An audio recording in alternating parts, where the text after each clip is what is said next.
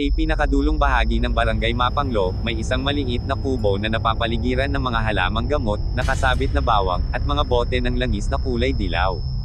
Doon nakatira si Elias, isang binatang albularyo na pinagkakamalan ng lahat na baliw. Mahaba ang buhok niya, payat ang pangangatawan, at madalas ay may kausap na tila wala namang tao sa harap niya. Kapag dumadaan siya sa palengke, umiiwas ang mga tao. Kapag nagsasalita siya tungkol sa mga nakikita niya, nagtatawanan ang kabataan. Baliw yan. Kung ano-anong espiritu ang sinasabi. Guni-guni lang niya yan. Pero hindi baliw si Elias. May kakayahan siyang makakita ng mga aninong gumagala sa hangin, mga nilalang na hindi kayang makita ng ordinaryong mata. At ilang linggo na niyang napapansin ang isang bagay na hindi pangkaraniwan, isang maitim na presensya na unti-unting pumapalibot sa buong nayon tuwing sasapit ang hating gabi. Isang gabi, habang may pagtitipon sa plaza, biglang sumulpot si Elias. "Makinig kayo sa akin," sigaw niya. "May paparating na sakit. Hindi ito simpleng lagnat. May espiritong nagdadala nito. Kapag hindi natin ito pinigilan, may batang unang tatamaan." Saglit na natahimik ang mga tao, pagkatapos ay nagtawanan. "Umuwi ka na nga, takutin mo na lang ang sarili mo." Pero hindi natinag si Elias. 3 araw mula ngayon. Isang bata ang lalagnatin ng mataas. Hindi gagaling sa gamot.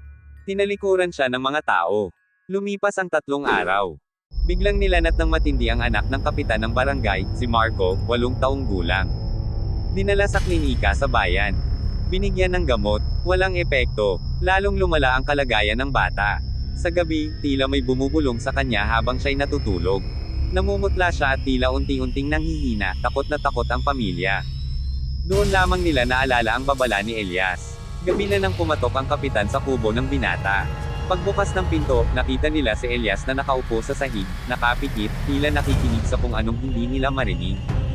"Elias, tulungan mo ang anak ko," pakiusap ng kapitan, halos hindi na makapagsalita sa pag-aalala.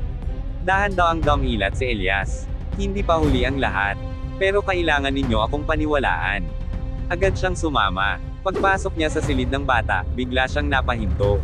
Sa sulok ng kisame, may maitim na aninong gumagalaw na parang usok. May mga matang kumikislap sa loob nito. Hindi ito nakikita ng iba, pero malinaw kay Elias ang presensya nito. Lumapit siya sa kama at nagsimulang magbadbad ng asin at pinulbos na dahon sa paligid. Nagdasal siya ng oras yung itinuro sa kanya ng kanyang lolo, isang sinaunang panalangin para sa proteksyon. Biglang umihip ang malamig na hangin sa loob ng silid kahit sarado ang mga bintana. Nagsimulang manginig ang ilaw. Niyakap ng ina ang anak niya habang umiiyak. Unti-unting umangat ang maitim na usok mula sa dibdib ng bata at nag-anyong hugis tao, walang mukha, walang malinaw na anyo, puro kadiliman. "Hindi ka nila pinaniniwalaan," bulong ng nilalang kay Elias. "Ikaw ang baliw." Sandaling nanghina ang loob ng binata. Totoo, mag-isa lang siya, wala siyang kakampi. Pero tumingin siya sa batang nakahiga. "At kahit hindi nila ako paniwalaan, ililigtas ko pa rin sila." Itinaas niya ang huling bote ng langis at ibinuhos sa sahig habang malakas na inuusol ang orasayon. Isang nakakasilaw na liwanag ang biglang kumalat sa silid. Napasigaw ang lahat. Nang mawala ang liwanag, tahimik na ang paligid. Wala na ang anino. Unti-unting bumaba ang lagnat ng bata. Huminga ito ng maayos. Kinabukasan, nagising si Marco na tila walang nangyari. Kumalat sa buong barangay ang balita. Ang binatang tinatawag nilang baliw, ang siyang nagligtas sa anak ng kapitan. Nagbago ang tingin ng mga tao kay Elias. Humingi sila ng tawad. May mga nagpasalamat, may mga lumapit para magpagamot. Pero isang gabi, habang nakatayo si Elias sa labas ng kanyang kubo, may narinig siyang mahinang bulong sa hangin. Hindi galing sa kagubatan. Hindi galing sa hangin. Galing ito sa loob ng kanyang isip. Akala mo tapos na. Nanlamig ang kanyang batok. Unti-unti siyang lumingon sa likod niya. Walang tao. Pero sa lupa, may 5 mahabang aninong hindi kanya.